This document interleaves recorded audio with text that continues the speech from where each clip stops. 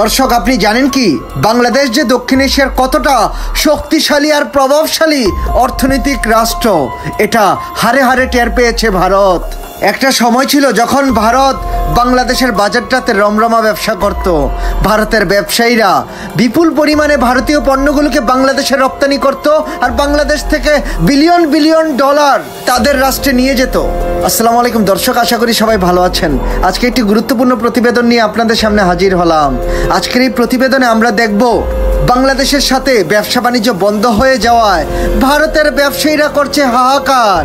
ভারতের ব্যবসায়ীদের মধ্যে পড়ে গেল এক বিশাল বড় লস খাওয়ার পর কি বলছে ভারতীয় ব্যবসায়ীরা, আর কত টাকা লস খেলো ভারতের অর্থনীতি। চলুন দর্শক, এই ব্যাপারে বিস্তারিত আলোচনা শুরু করা যাক। দর্শক, এতে কোনো সন্দেহ নেই ভারতের ম্যানুফ্যাকচারিং ইন্ডাস্ট্রি অনেকটা বাংলাদেশের ওপর নির্ভরশীল। বাংলাদেশের বাজারটাকে টার্গেট করে ভারত বিপুল পরিমাণে তাদের পণ্যগুলোকে উৎপাদন করত।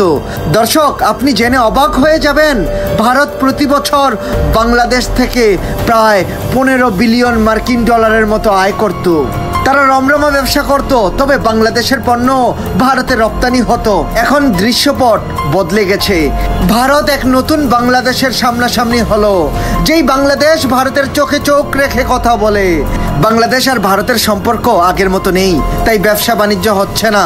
ভারতের পণ্যগুলো আর বাংলাদেশের বন্দর দিয়ে বিপুল পরিমাণে বাংলাদেশের রমরমা ব্যবসা করতে পারছে না ভারতের ব্যবসায়ীরা। বাংলাদেশ ভারতের পরিবর্তে বিপুল পরিমাণে পণ্য আমদানি করছে তুরস্ক, ইন্দোনেশিয়া, চীন থেকে।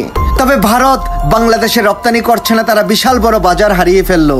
তাদের ঘরের কাছের এই বিশাল বড় বাজারটা হারিয়ে তাদের দেশের ব্যবসায়ীরা বলছে, একটা সময় ছিল আমরা রমরমা ব্যবসা করতাম, বিপুল পরিমাণে বাংলাদেশে আমাদের পণ্যগুলোকে পাঠিয়ে দিতাম আর আমরা বিপুল অর্থ বাংলাদেশের বাজার থেকে অর্জন করতে পারতাম। কিন্তু এখন আর ব্যবসা বাণিজ্য হচ্ছে না, এখন আর আমরা অর্থ উপার্জন করতে পারছি না। এখন আমাদের অর্থনীতি বিশাল বড় হুমকির মুখে পড়ে গেছে। আমাদের হাজার হাজার কোটি টাকা লস হচ্ছে।